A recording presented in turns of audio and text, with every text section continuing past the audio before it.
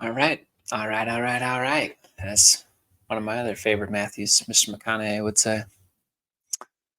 It's too bad I don't edit any of these because I'm going to embarrass myself a lot. No doubt about it, but I don't care. I got to be who I am. So, um, number seven. It's one of my favorite numbers. 7 and 13 are my two favorite numbers. Um, Welcome. Definitely starting to record more content, and I'm going to try to stay a little farther from the mic. I think I'm talking too close. Hopefully it's loud enough. I hope everybody's doing well. um, I'm you know I think it's very important to have clarity on what you're trying to do.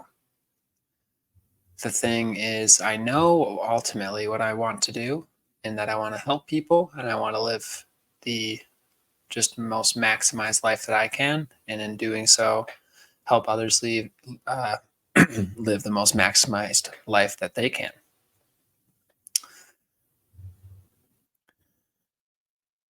What it is that I'm trying to do here, though, it kind of keeps changing just depending on the stuff that I interact with. The podcasts I listen to, the things I read on threads, the books I read, it all kind of changes day to day and week to week what it is that I'm trying to do through this podcast. And that's why it's just way out there. My last name being Calloway and me being there, an out there kind of guy. Something that I think it's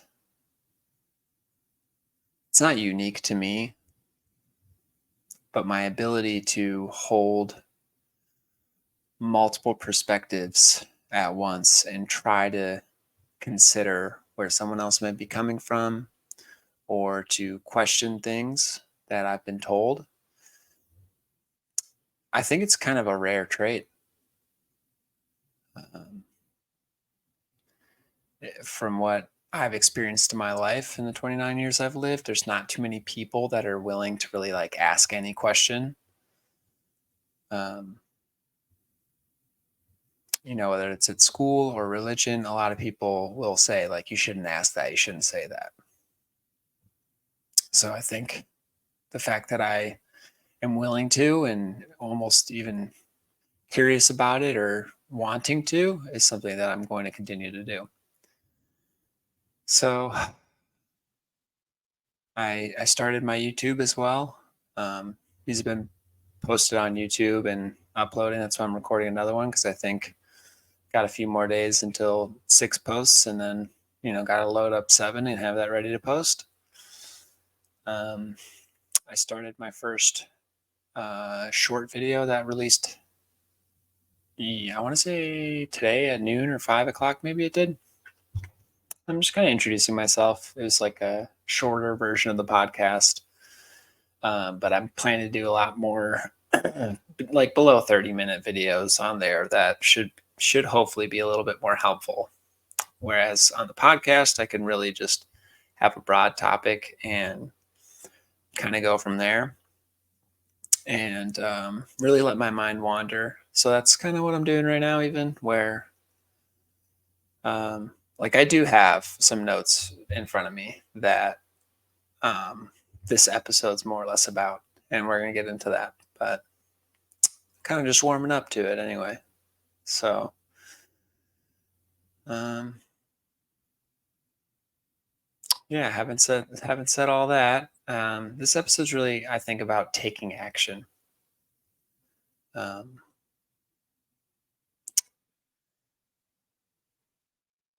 if you don't take action and you're just learning and learning and learning, it doesn't really ever amount to anything. Action, is one of the most crucial steps to doing anything. Without action, there's just nothing's going to get done. You can dream, you can think about it, you can want it, But if you're not doing anything to move towards where your goals are, then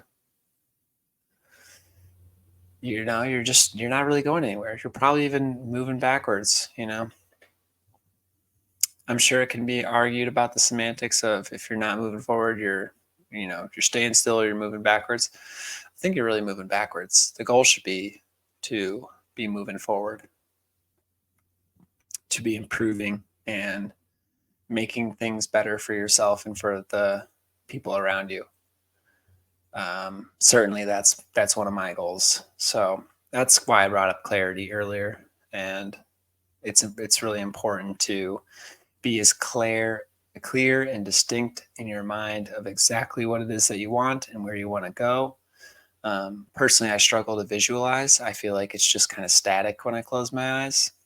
Um, it's something I probably have to practice more.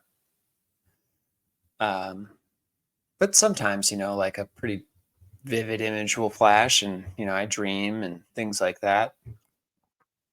So probably have to practice more. Um, but speaking of clarity, that's why I wanted to, try to be a little bit more intentional about trying to help people. Um,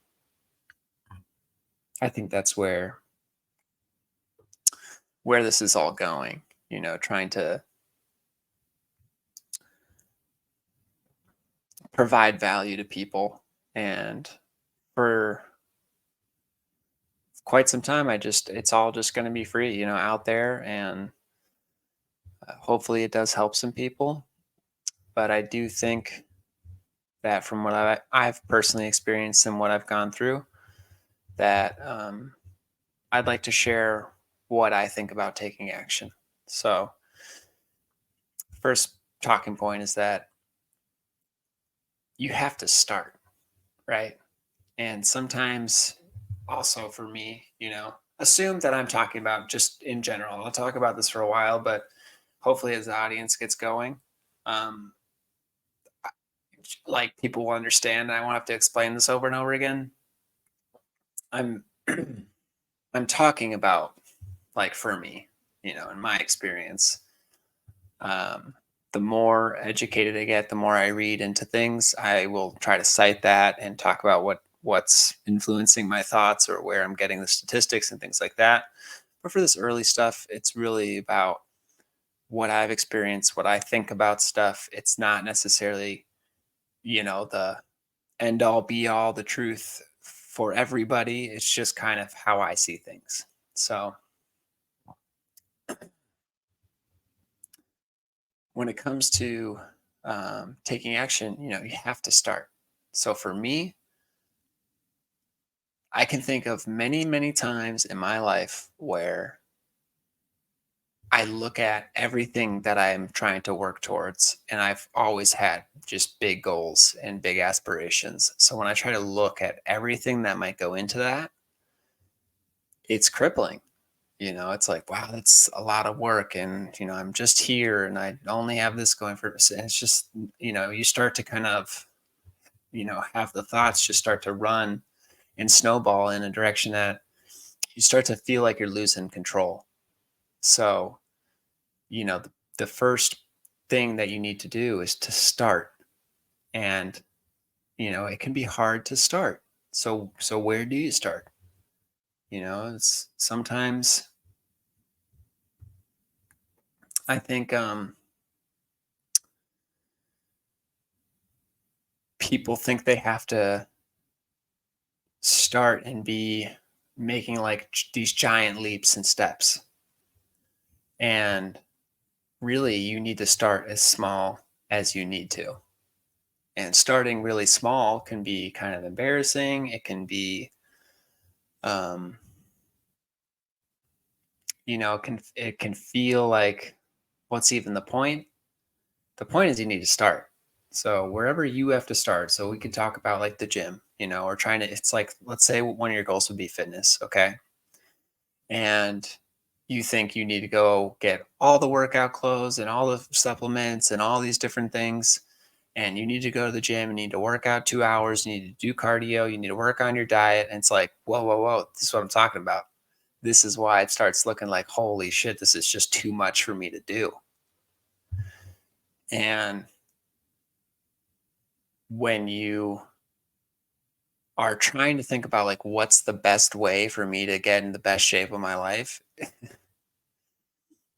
often it doesn't even really matter, because if it overwhelms you and you don't start and you don't find some consistency to it, you're not even gonna it doesn't even matter. Like learning the best way, that's for way down the road, fine tuning things. So you start with going outside and taking a walk. You start with, you know, around the block and then a mile, and then you jog around the block and then you jog a mile.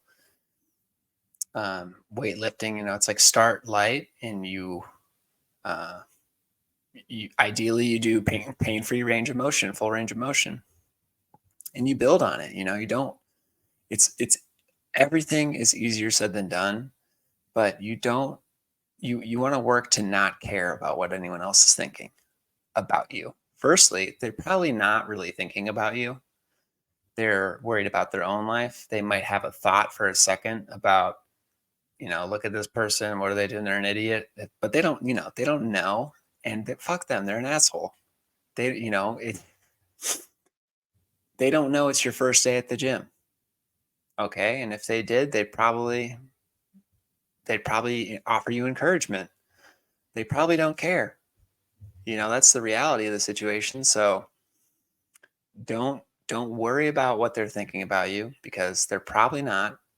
And even if they are, fuck them. It does not matter. You have to worry about you, and your goal is to get in better shape. So you got to go and you got to start, and you set goals. You want to get clear about where it is you're going. But the the idea is, sorry, it's kind of gross. The idea is, so I was listening to a podcast today. His name's Matt as well. I apologize. I cannot remember his name. Actually, it's like not Matt something.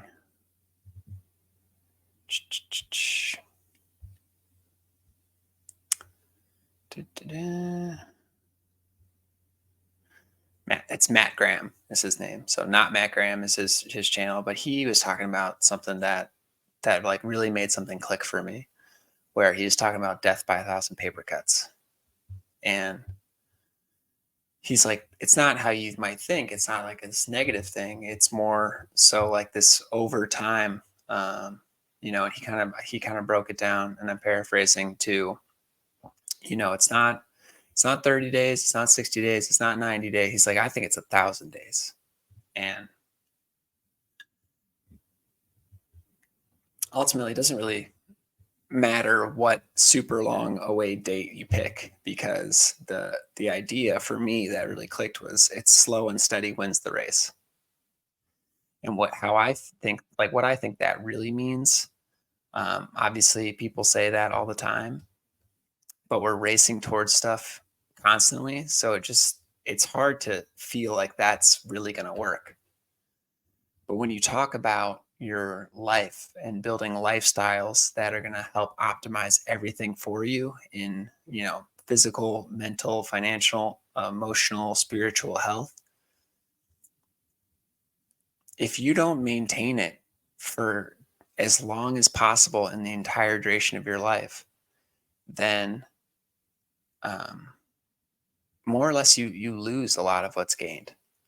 I think if you go to the gym and you are like, I want to get to my dream body, it's okay. Well, when you get to your dream body, you don't just get to keep it. Like, you will lose it if you stop going to the gym and you start eating like shit and all this stuff. So starting really small and doing what you can so that you maintain going and doing something is going to be a lot better than just going crazy for a year or even 2 years and then stopping because it just got too much and too overwhelming for you. So for me personally, it's like, just try to do something to maintain moving towards the direction you want to be going. If somebody, I've used this example in a couple different ways, so I'll try to like expand upon it here a little bit, where it's like, do you think the person that goes to the gym for, 1 day per month for 5 years and they do 4 hours of workout, they crush everything, they can't walk for 3 weeks, that's why they're recovering, they only go once a month, is going to have better results than the person that goes 3 or 4 times a week, even if it's only 30 minutes to an hour, and they do that every week for the same duration of years as the person that goes once a month. Very unlikely that they wouldn't be far beyond what the other person has done. And it gets me thinking that like you can sprint through short seasons of your life, but ultimately it's trying to maintain this slow and steady pace of improvement that you can maintain for as long as possible. And that's why it's okay to start small and just build on it. Um, I'm not like I'm not a big guy. I mean, I'm tall. I'm 6'7", but I'm not like a big, broad shoulder guy and super muscular. I'm very cut. Um, I have spent a lot more time in the gym this last few years, even though have an athletic background playing volleyball. I spent tons and tons of time in the gym as a college athlete, but I never looked super big or muscular. I look far more muscular now than I did in college. Um, and obviously training, how I train comes into that. But all I did was I'm going to go to the gym. I'm not even going to worry about super good nutrition and all this other stuff. Like at some point that's got to play a bigger role. But right now I just want to make sure I'm going to the gym and I'm getting a workout in. And my whole thing is like, especially when I started early on and I was trying to like go every day as much as I possibly could. It's like, there's no split. There's no all these magical exercises that I need to learn how to do to maximize output. Like I'm not going for Mr. Olympia.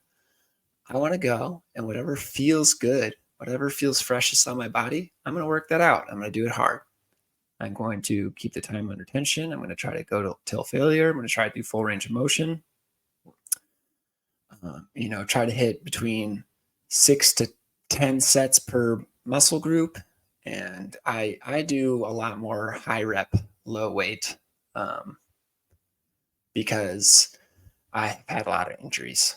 So for me, that's just a way better way of training because if I try to do 3 to 5 rep range and push weight and get strong and big that way, I just think the risk of injury is so high. I usually tweak a wrist, a shoulder, a hip, something, a knee. Versus when I do the high rep range, I seem to feel fine. I might get some soreness, especially if it's like I'm kind of getting back into the gym again. I went literally for probably 90 days straight and was doing before that like tons and tons of push-ups every day, and before that I was another long stint of going pretty much at least 5 days a week, like 3 to 5 days a week. Not even 3 days, probably 4 or 5 days a week for a few months before that. And the idea was always the same. I'm going to go in.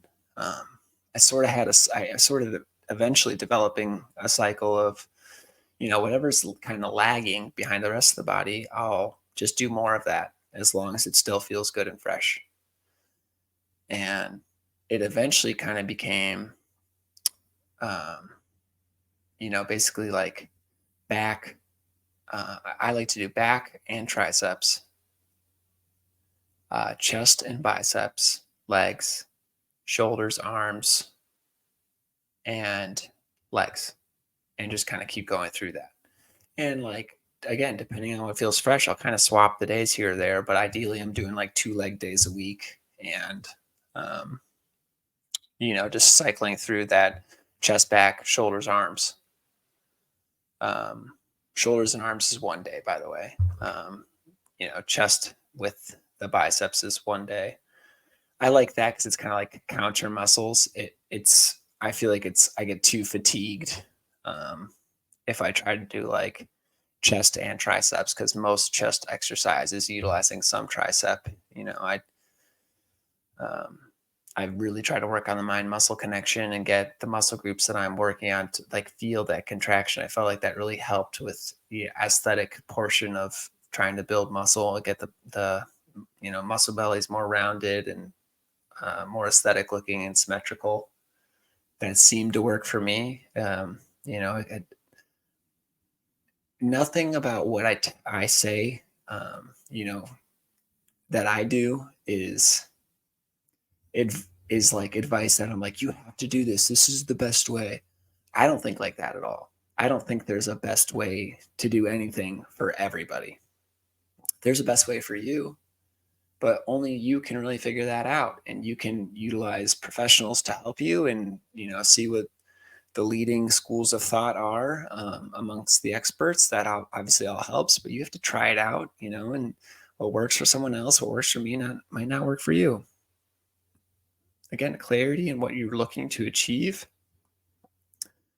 is monumental. So, like back to weightlifting, powerlifters lift differently than bodybuilders. Bodybuilders lift differently than athletes. Athletes lift different than, athletes and like, let's say cross country, even sports specific. It's all very different about like depending on what you're trying to do. If you have more of like an endurance sport versus like an explosive fast twitch sport, like sprinting or, volleyball versus swimming or cross country. So it's like, it really depends on what you're looking to do. And the training all varies based on what you're looking to get out of your time in the gym. And then on top of that stuff, you need proper sleep and nutrition. So rather than just dump it all on there and completely overwhelm myself, it's like, this is total bro science, right? But for me, it's like, I'm going to enjoy the newbie gains of lifting a different way than I lifted my whole life. And, I'm going to take some supplements. The supplements I like to take are protein, creatine, um, essential amino acids when I have the money for them to do that. I felt like that really helped reduce soreness. And that's pretty much it. I personally don't really like multivitamins. I try to get as much nutrition as I can from the food I eat because I always feel like I just piss out the vitamins. And by say I feel like I piss it out, it's like when I consume oral vitamins, my piss is just like glowing. It's like, okay, there they all are.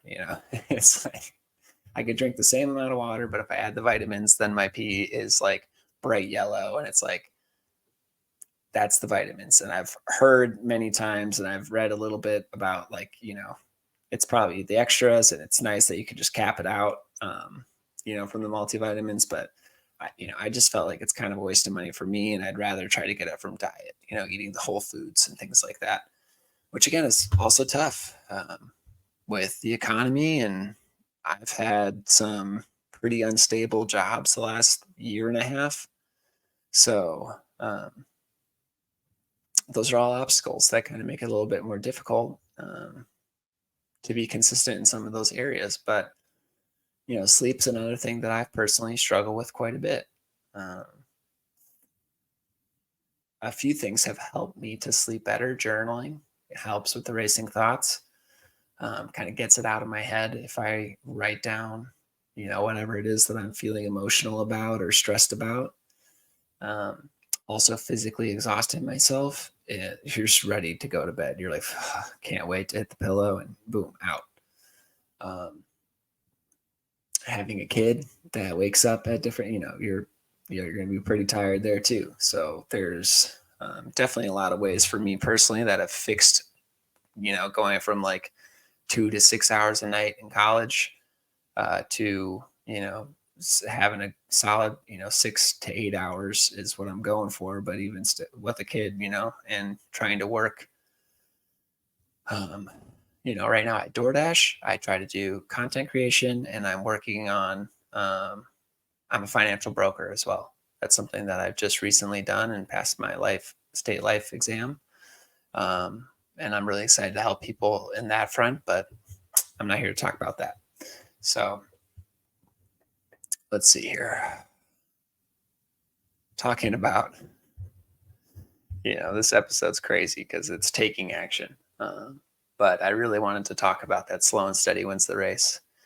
And that's okay. So that's kind of where I was. And it's like,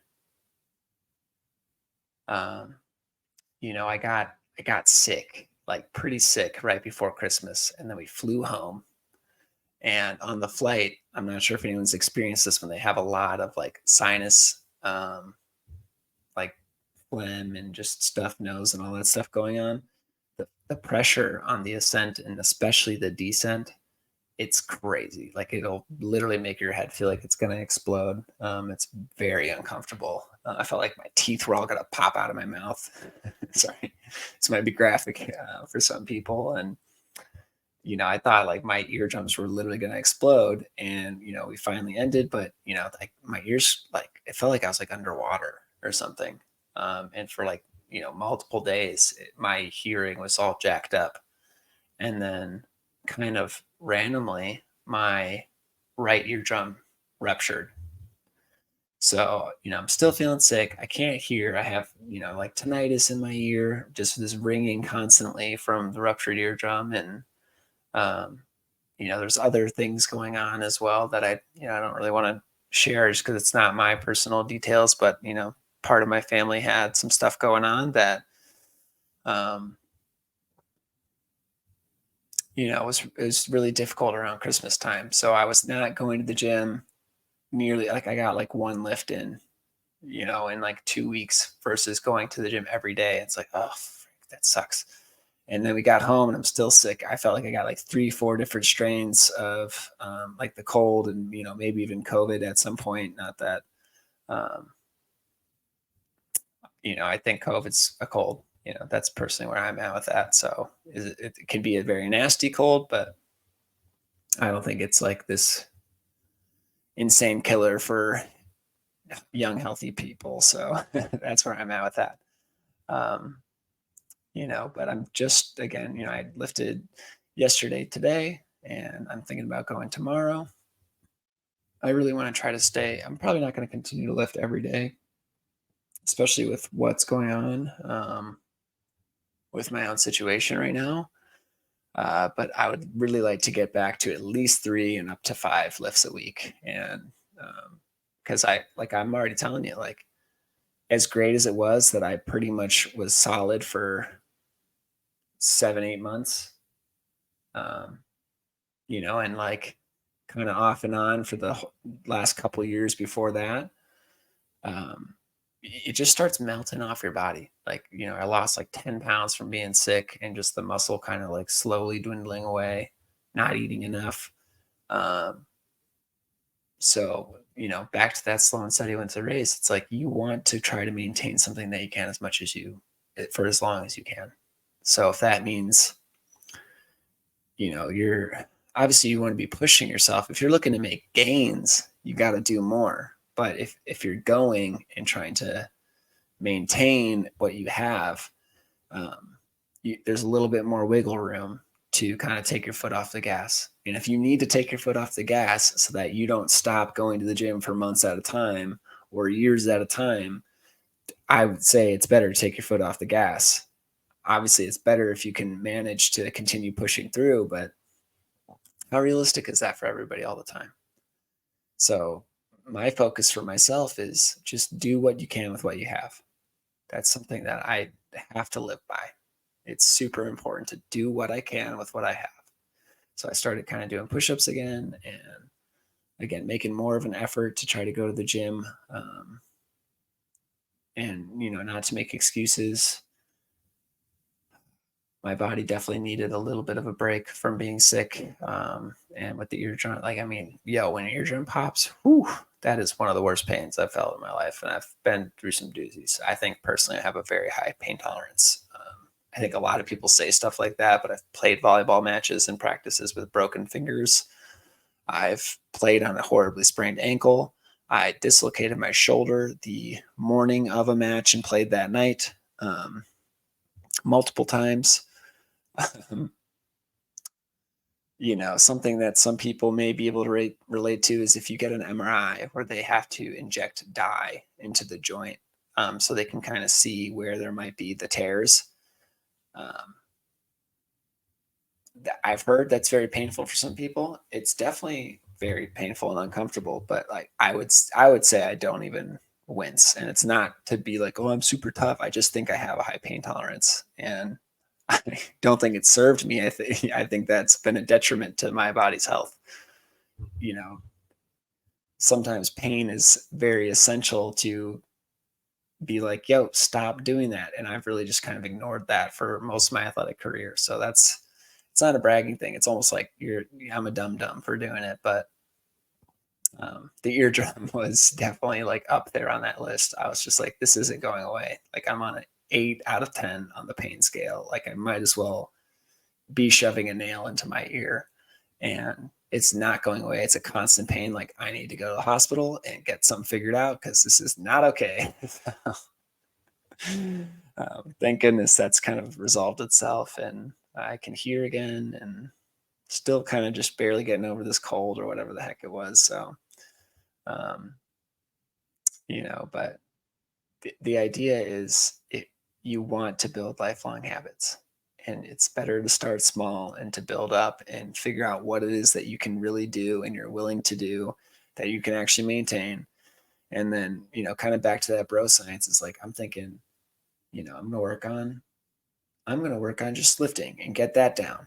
And once I have that down and I'm in a system and things are going okay, like even though there's wrenches that get thrown into it, I've taken much longer stints than 3 weeks from the gym, you know? So not too bad, all things considered. And, um, the next step is probably to focus on the nutrition, and then get back on the supplements because I haven't been taking any supplements. Again, just trying to move money in different directions right now. So it's not the most essential thing for me to like take to buy like expensive and high quality proteins. I really like Gorilla Mind. I think they have great products. Derek from More Plates, More Dates, I believe that's his company. I think he's super knowledgeable. Before that, I really liked Mike Matthews. He has a company called Legion. So both, very clean, science-backed, evidence-based supplements that I think are high quality, and I've enjoyed taking them. The pre-workouts and things like that. So, for me, it's like master something for the duration that it's like, I don't even have to really think about doing it anymore. It's now become a habit that I can just kind of do and maintain and just slowly crank up over time. I want to be able to do that in really all areas of my life. I'm talking about the gym mostly because that's what I've spent most of the time focusing on. Because I think if you focus on the gym, um, and you get healthier and you get in better shape, it gives you more energy and it improves every other area of your life. Uh, if you know what you're doing enough. I studied kinesiology. I was an athlete for a very long time, with spending a lot of time with the trainers. That doesn't mean I'm like an athletic trainer by any means, but I've definitely spent quite a bit of time studying the material and listening to lots of experts and all their different takes and implementing things to try out. So I'm definitely, I would say, more knowledgeable on it than the average person. Um, but again, this is you got to try it and see what works for you. Let's see here. Another thing with taking action. Let's kind of get back to that. One more thing is, again, I've been talking about fitness because that's something I've put a ton of focus on, especially the last pretty much since, the months leading up to my daughter being born. I was like, I really want to change my mentality about like, I'm going to be a 50-year-old in a wheelchair because my joints are all shot and all that jazz. I thought, no, let me try to live as long of a life as possible. I want to enjoy and be healthy and fit and there for my daughter as long as possible. I want to be a good example of a man for her. So all that was huge inspiration for me to try to turn myself into the best version of myself I could possibly imagine, to be a good example for her, to show her what it means, what it means to be a good man, so that she is looking for a good man to take care of her in her life. That's really a huge inspiration to me. So, but, the same can be said about finances, my spirituality, the emotional intelligence. So, like, I really don't listen to music anymore. I pretty much just listen to people far smarter than me talking about these topics that are experts and trying to absorb as much as I can and implement it into my life to make that 2.0 version of myself that's going to be, winning as much as possible at life to make my life, you know, lacking any regret towards the end. And it's honestly going really well so far because when I started thinking, hey, I want to be a life coach, I want to help people, it was like, I need help. There's probably other people that need help too. It would be nice to be able to help people that feel the way that I feel currently, which was not good. But at that time, I was like, I have zero authority to help anybody right now because my finances are shit, my emotional health is shit, my spiritual health is shit, everything was just shit. Physical, name it across the board, not doing too great. So I've spent a lot of time trying to better all that, and I feel like I'm now at a point where I've got enough stuff. I'm not going to comment on tell people what to do financially, or I'm still working. Once I have built that stuff up for myself, I'll start introducing it as well. But as far as the fitness, mental health, spirituality, I've been doing a ton of work in those areas so that I have, I never want to be a life coach that's like telling people what to do and I'm like morbidly obese. It's like, oh, you need to work out. But I mean, fucking Big Macs every day of the week and never go to the gym. And that's just not the kind of person I've always wanted to be. A leader that leads by example. That's definitely the athlete I tried to be. So who knows? Maybe some of my teammates will see this at some point and validate that. Yeah, Matt was a guy that led by example. That's the leader I always want to try to be. So hopefully that's so far the people that I have led as being a captain. Hopefully that's how they saw me. But that's up to them. So who knows? Who really knows what other people think? I don't. I'm not very good at knowing for sure. I'm always a little bit skeptical. People lie, so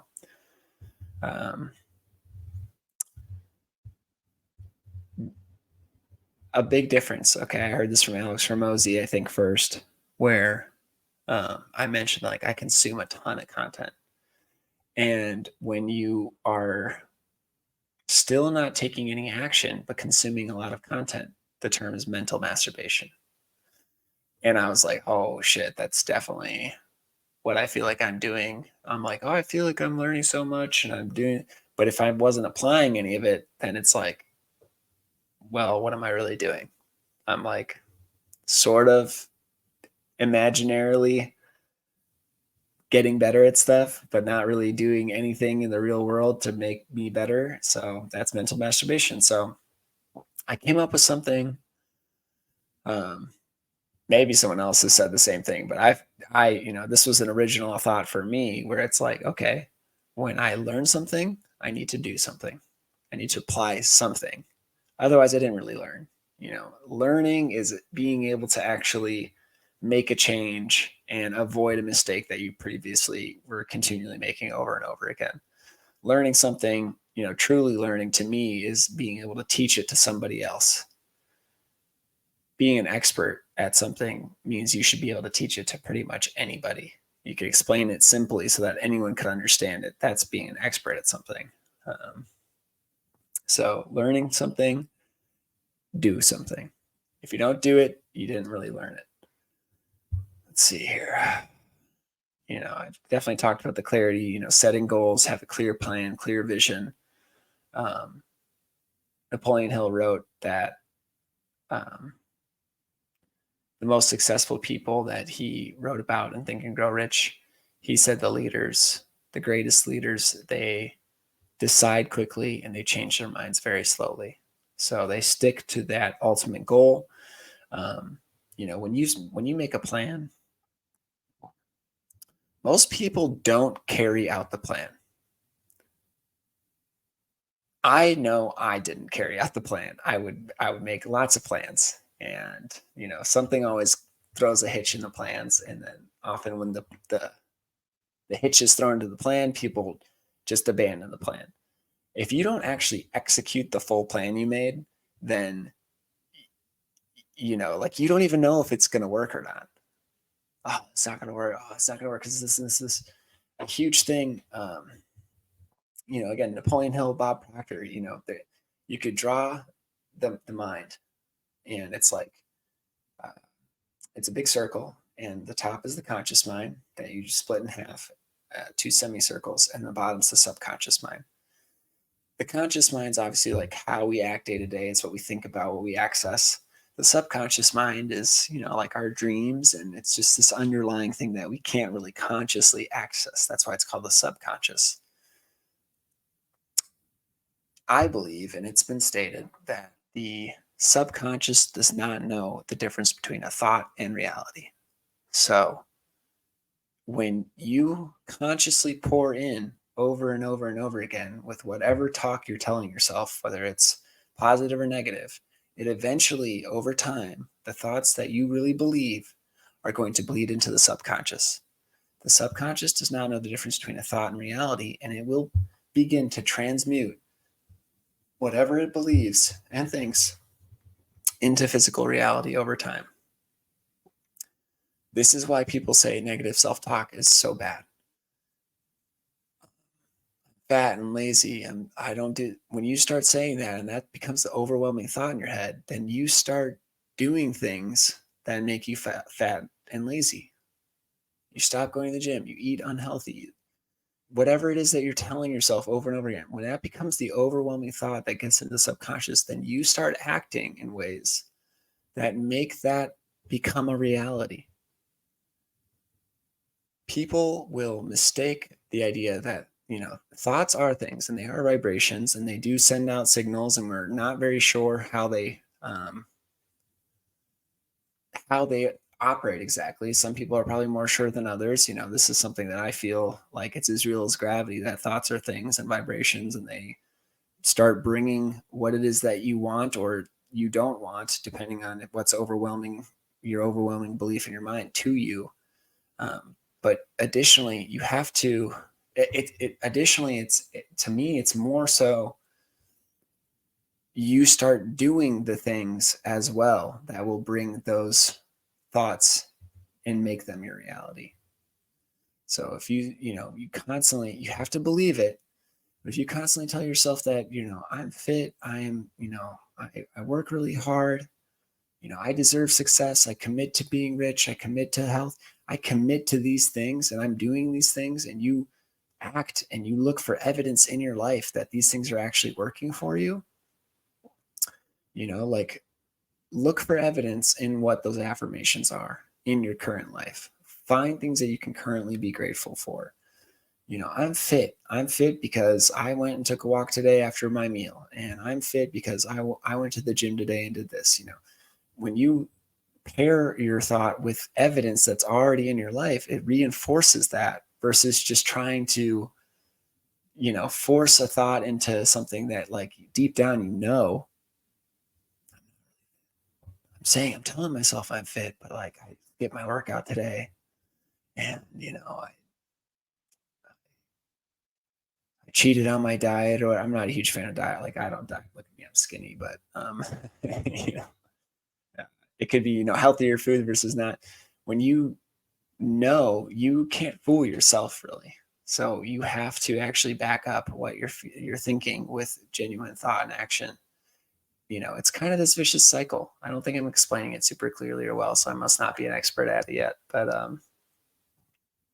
hopefully you're kind of understanding where I'm coming from, where when you do believe it, you start acting like the person that will make those things reality.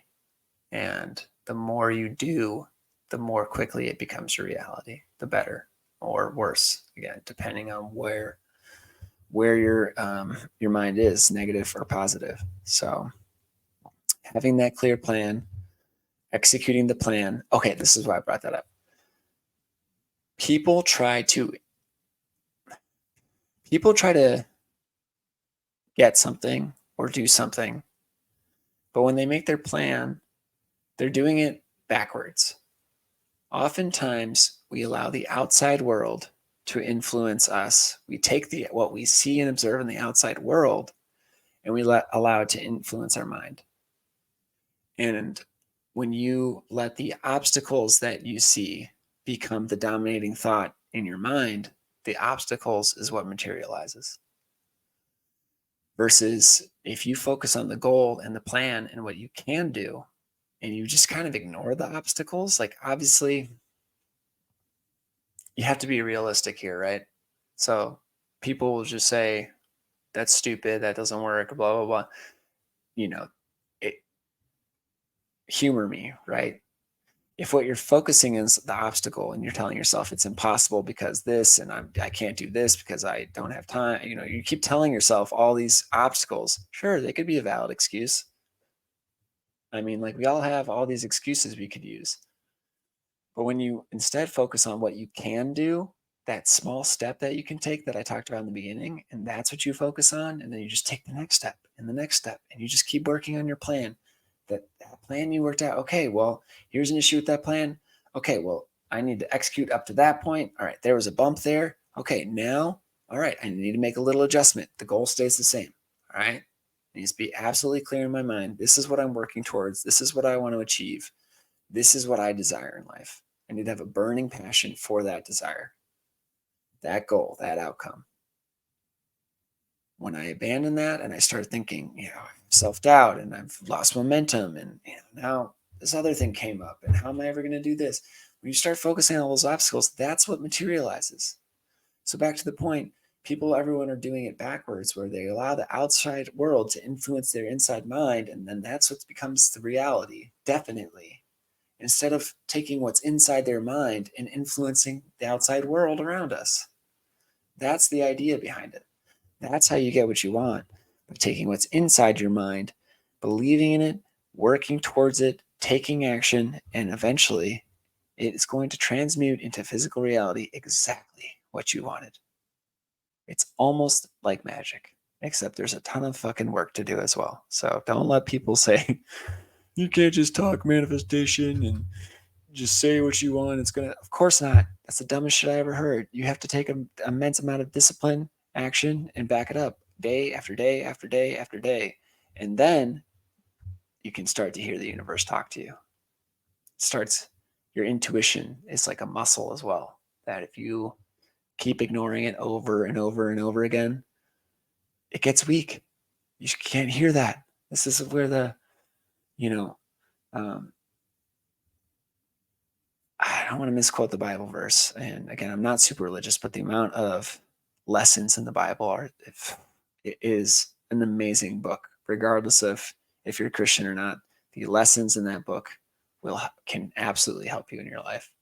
But it's like, knock and the door will be opened. Asking you will find, or something like that. Like, I want to say it's like, here, see, knock and the door will be open, but I'm freaking blanking. It's after midnight, long ass day, back to back to back, not sleeping very much, but excuses, right? But many of us know that Bible verse, and that's kind of like the intuition for me, where it's like, when you really start down your path and you feel like you have your purpose and you're executing, it's almost like the path is being revealed to you as you take action. And it just becomes more and more clear, and your intuition gets stronger and stronger. And it becomes this muscle, just like going to the gym, that you flex and you work, and it just starts becoming almost deafening in the best way. It's like a high I've never felt in my life. The clarity of chasing what it is, your path, and getting excited about it and rejuvenated.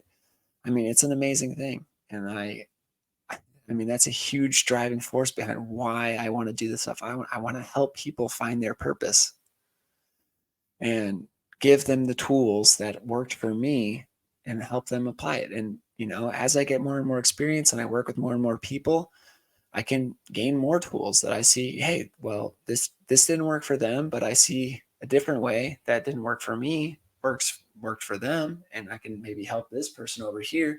You know, I feel like I'm pretty young, 29, turning 30 this year in a few months. I'm so glad I'm starting here and now. I'm so glad I've spent the work, the time and effort to making myself to the point where I am today. I'm so glad for all of the things I've been through that have made me who I am today. To be in this moment in time speaking to this camera at this table at 12:08 at night. I'm so grateful for everything that's happened to me, the good, the bad, and the ugly. And when you can have gratitude for that kind of stuff, I'll talk about gratitude another time. But wow, that's really what gratitude is. The way I think about gratitude, again, I'll just do real quick because I'd rather spend a whole hour plus, and I'm halfway through my list and we're at 15 minutes. Um, but when I say practice gratitude, I am truly grateful when I'm able to act consciously for every single thing that's ever happened to me. And not everything that's happened to me has been good at all. But when I think about it, it made me learn this, it put me in this situation, and now I'm here. I'm so grateful to be here today. And if everything didn't work out how it did, like I wouldn't be right here in this moment today. And the second thing about gratitude is that I think we need to practice gratitude towards our fellow humans far more intentionally. That was something I kind of learned on, um, the last time I had mushrooms. I laid in bed, and one of my good one of my good friends that I'm currently having kind of a tough time with, just because we had a tough conversation about you know something that he's very set on doing that I think is probably not good for him, and it's put a lot of distance between us, additional to what already felt like a pretty big chasm. So anyway, he sent me a song he'd been working on, and it was so good. Like wow, and him creating music is him chasing his dream. And I while I was tripping and laying in bed and closing my eyes, I literally had to check to make sure. I was like, this is like, I'm not back on the Spotify playlist I made, right? Like, this is actually Nolan's song. Like, he really has made this. Wow. And, people talk about sometimes, if you've tripped before, I think you will understand that, especially if you're like in there. One guy that I really like on Threads, I think his name's like Ninked Not. Um, but he talked about it's pinned on his page where he like touched a bag of Doritos and instantly understood all the labor and everything that went into it. And, things like this happen on shrooms in a way that's just like, what in the heck? Like this direct line to infinite intelligence and these beyond us experiences that just pour into your mind in the most mystical kind of way. In that same exact way, I almost instantly understood all the amount of work, not that just went into making this song, but learning what he needed to do and doing it over and over and over again to be able to even create the song. And I had this immense amount of gratitude that another human, became vulnerable with me and was able to share a song that, I'm a supportive friend for sure, but like I'm not going to lie to him, So if I didn't like it, I would have said, hey, especially in the state I was in, I would have said, it's still missing something. You're getting better, but like, it wasn't that great or whatever. I would have said what I really felt. And it was so good. And the fact that I could have just destroyed him if he went out on a limb and said, like, I'm going to share this song that I haven't shared with anyone. I've been working really hard on it. I had so much gratitude for everything about it. And I was like, wow, I should be showing that level of gratitude to everybody that I interact with in life. Anyone that does anything, no matter how small a gesture, like thank you. Like I appreciate you being here, sharing this moment with me. Sometimes that might seem tacky, but I really think that would help immensely. in people's day-to-day mental health, and just, yeah, I feel like everyone wants to be seen, heard, appreciated, you know, valued. And I don't think people really appreciate or value that much stuff in the moment, and I totally understand why. Like, life is can throw some mean curveballs at you, and even knowing this stuff, I will spend many days where, I look down at the ground intentionally instead of having a conversation with somebody. And I'm trying to get a lot better at pouring into people. I don't really think it costs me too much to do that. So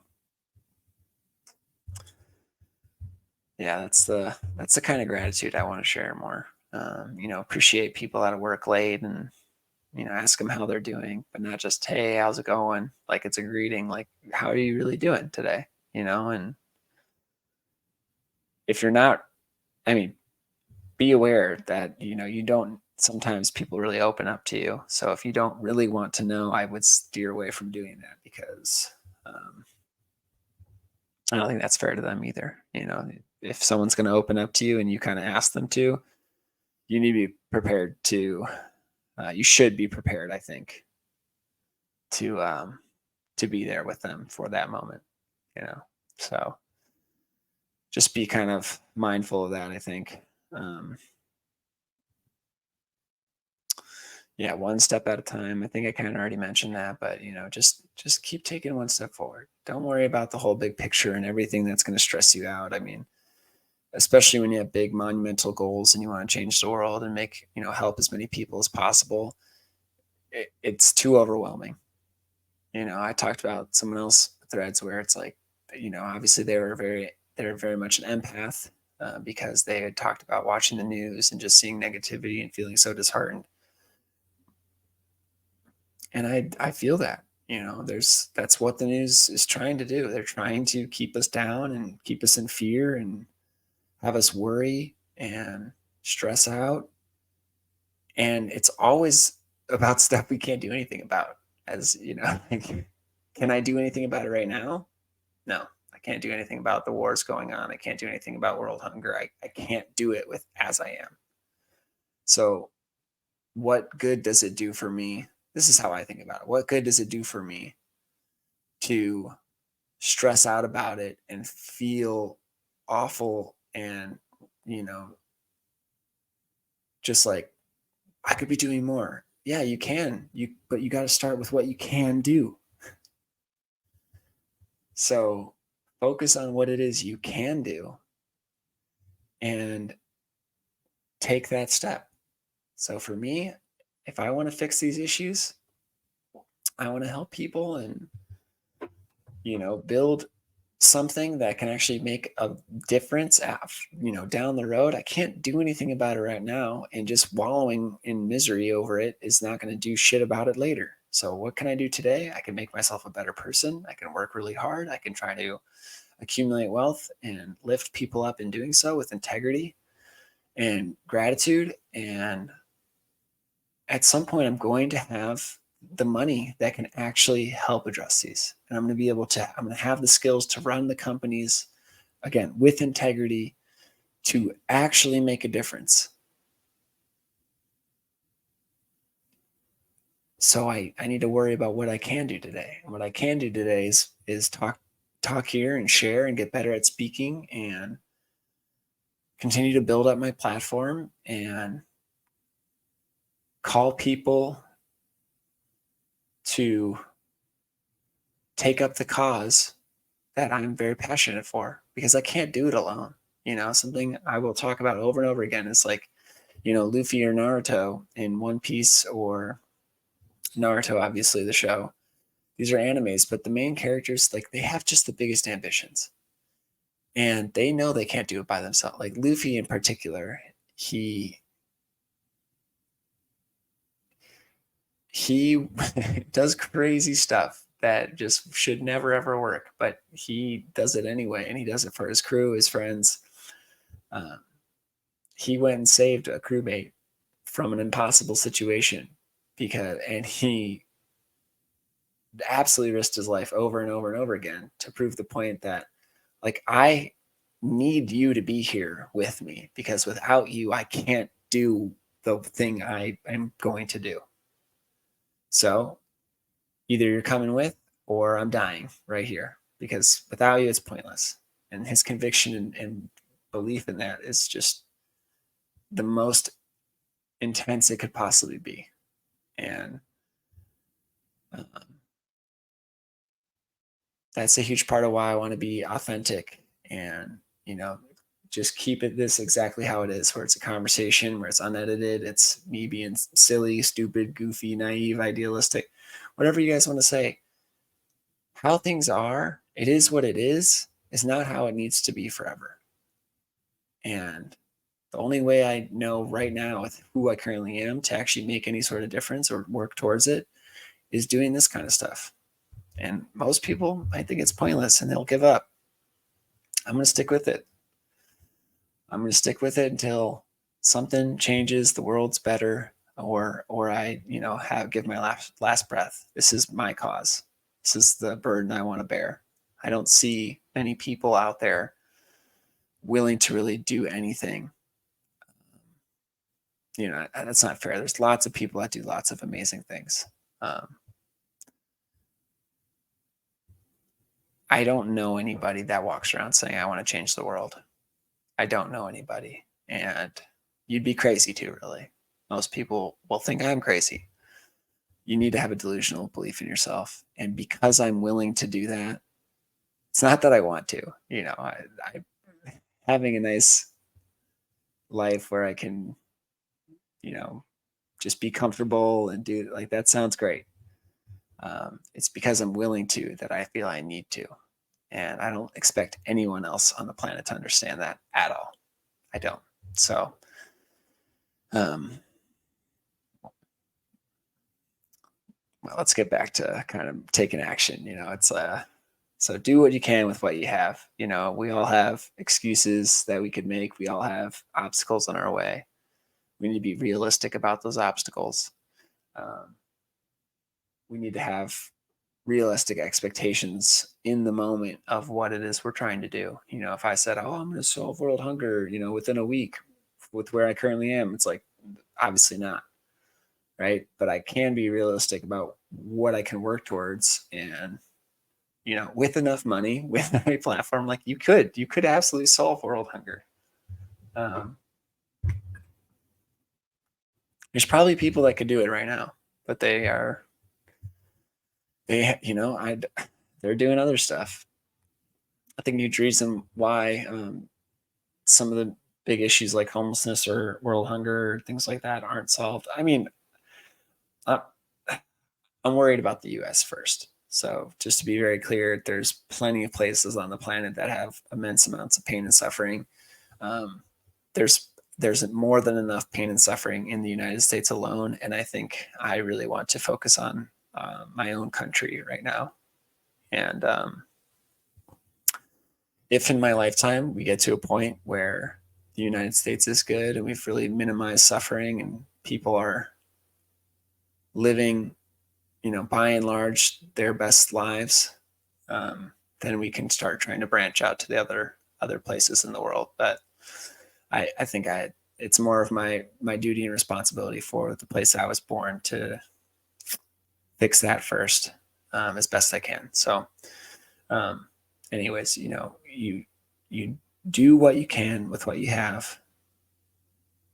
You can always better your situation. All right. Saying I can't do anything, I can't, like, woe is me, the world's impossible to fix. It doesn't do you any good. It didn't do me any good to think that. I didn't go anywhere. I wasn't improving anything. I was very stagnant. So, taking responsibility to say, sorry, I'll be right back. My daughter's crying. This is clear for now.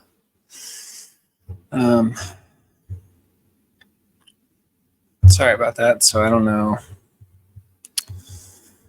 what I was thinking. I wasn't gone for that long, but I was definitely not maintaining the thought. So, okay, back to action. I'm gonna kind of loop around to what I was just talking about anyway. So, something that's very imperative to maintaining confidence, I would say, is if you say you're going to do something, make sure that you do it. So I think it's far better to say you're going to do less and make sure that all gets done than it is to say you're going to do a bunch of things and let yourself down, let people around you down. It's just not a good recipe there. It ends up in a lot of disappointment, and disappointing others is bad enough, but when you really disappoint yourself over and over and over again, that's when you start feeling depressed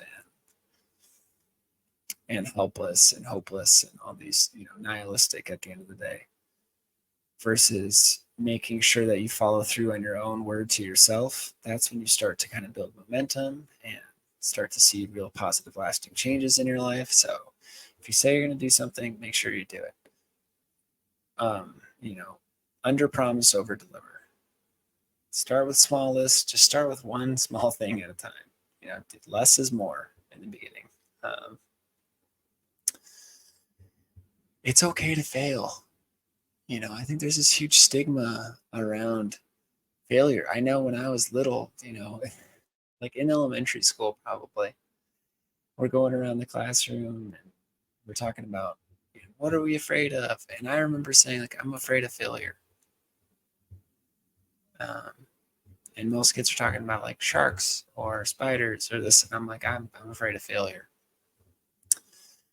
And I think that's something kind of wild for a little kid to say. But, as I grow up, I think a lot of people have this fear of failure, or to be wrong, or to, be bad at something.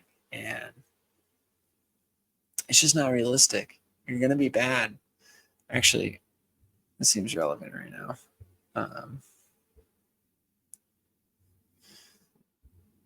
It was 5 quotes you need to hear from Batty in Biz on Threads. And number 1 was, everything is hard before it's easy. 2 is, there will never be a right time. 3, slow progress is better than no progress. 4, there's no failure. Either you win or learn. And 5, the biggest risk in life is to not take any. I mean, beautiful, beautiful, beautiful list right there. And it's all very much in line with what I'm talking about today. You're not going to be good. You're not going to be even close to an expert or the best at anything when you first start it. You might have some more natural ability or a proclivity for it. But to expect that you're going to be able to beat somebody that's spent an immense amount of time at doing it, like repeatedly, without any, beginner's luck, it's not very realistic at all. So I think a huge issue in society is just having unrealistic expectations. You should try to really kind of reduce the expectations that you have, and understand that it's okay to be bad. It's okay to fail, especially when you start something new. It's not necessary. It's not going to just go smooth, and it wouldn't even be good if it all just went smooth. We wouldn't be here on Earth. We wouldn't be humans. You wouldn't grow if everything just went smooth all the time. So, I think for me, one of the things, I really like to draw and do art, and I think I was pretty good at it when I was younger. I never really like went into art club or any of the art classes or anything like that. So I don't have any formal training in art, but I did have like a natural proclivity to be kind of artistic. And, when I stopped playing volleyball, I thought I kind of want to get back into art. But the biggest thing holding me back from even trying to start again was just like, man, I think I'm going to suck at it. I think I'm going to be really bad. And I know for me, at least, I was pretty good at volleyball. So going from something that I was pretty darn good at to then like something else that I wanted to enjoy, but knew I was probably going to be not so good at, it was a big deterrent. But if I never started again, then I would never even be able to do something I enjoy. So I did start drawing. I again have not prioritized time to be kind of in my art phase. I think that's something I'm going to, here or there, I'll paint a little bit or do a little bit of something here and there, but really I'm focusing on other things, and I would love to get back to art at some point in time. And, if I ever do want to just doodle around or do something like that, I probably will. But I also have to be realistic and expecting that if I just doodle here and there without any practice, repeated over and over and over again, or looking into the finer details of art and how to get better at it, through different books or videos, tutorials, and practice. Um, I love observing art, and there was a trend a while ago, maybe even a year or more ago now, where it was like on Instagram. It might have been on TikTok too. I'm not really on TikTok, where it was like, one of those voice, like one of those background sounds where the track was something like, wow, like how'd you get so good at this? And it's people showing like different versions of their own art or progressions or, a finished product. And it kept saying practice, practice, practice. And it's like, no one learned how to create a photograph quality drawing or painting without thousands and thousands of hours of work, hundreds and hundreds of hours of work. It takes an immense amount of practice. So the only way you can even get to that point is if you're comfortable failing. Get comfortable failing and understanding that it's not going to just go how I want it to go. I'm not going to be the best at something without a mountain of failure behind me. There's another like MJ quote where it's like, I've missed this many shots. It's like he's had all these failures. Wow, I didn't even really realize that was probably the whole message behind the quote, that like he has had failures, but he's the GOAT. He's largely considered the greatest of all time to ever pick up a basketball. But he has failed many times. So anybody that you look at and admire that's the best, they probably have the most failures of anyone that is doing what they did. They just were the most comfortable with that, and they pushed through and they got back up and they kept going. They always learn. So it's there's no failure. That was another point that I've shared this sentiment for quite some time. It's not a failure. Everything's a win. I either win or I learn. There's no failure here. Failure is when you quit and you stop. That's a failure. So just keep going. Keep going. You'll get there. You'll get way closer and probably farther than you'd ever could have imagined if you continue to go through and you embrace that failure and say, like, there's going to come times where I take a couple steps back. It's how fast can I get back up? How soon can I get back to where I was, where I felt really good and was making progress? The sooner I can get back to that, the less duration of time between, the derailment and your next attempt, the better. It's going to go a long way. I just heard a couple times, I think Corm Mosey talked about it. Some other people mentioned it as well, that blanking on who, but like for gymnastics, on the pommel horse, apparently when they fall off, they try to get them back on as fast as they can. And part of it's like a psychological trauma thing. If you take too much time off of it, again, apparently I don't know shit about gymnastics. This is just what I was told, or heard rather. It's more of a psychological thing, so they don't develop a fear of, like that pain is very temporary. But if you get back on quickly and say, I'm doing this, like you can overcome that. It's the longer time you spend away from doing something, the harder it is to pick it back up.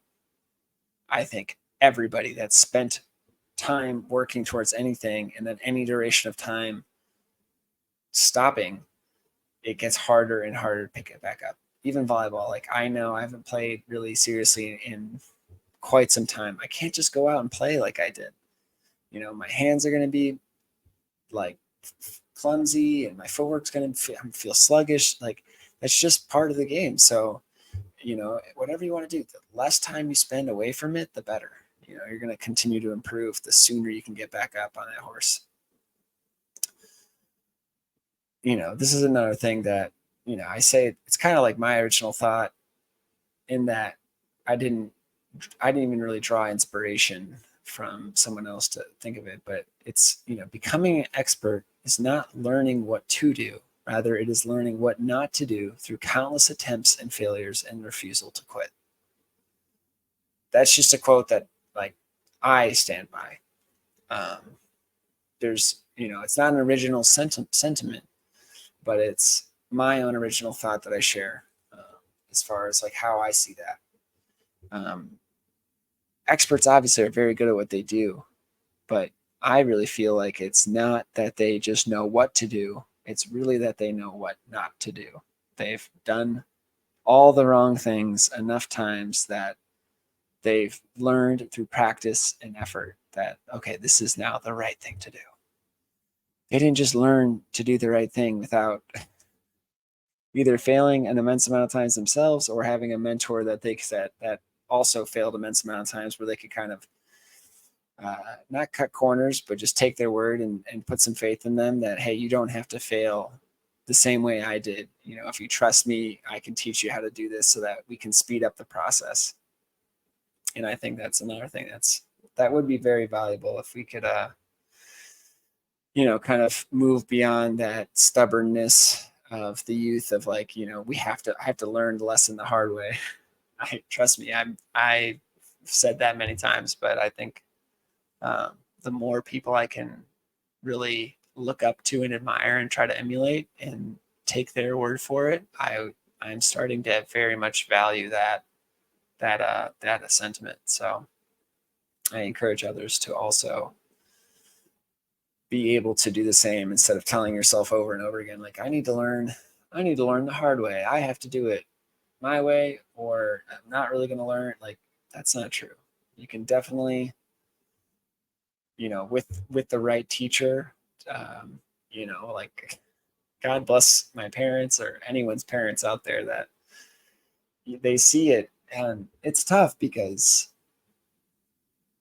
sometimes parents are wrong. We try very hard, but sometimes we don't know what's best for the child because we're projecting from a place of like what we think is best based on our own experiences.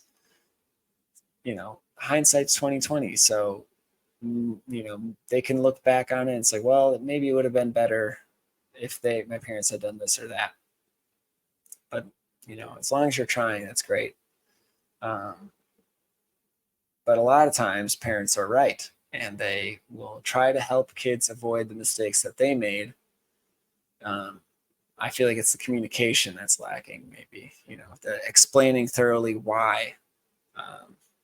I think that just in general, it's like we don't have time for it or something, but what's better, taking the time to explain it thoroughly so that someone understands and really puts their faith in you, or letting them make the mistake and have like colossal setbacks? I don't know. You tell me. Yes, keep going no matter what. Just keep going, right? Only failures if you quit.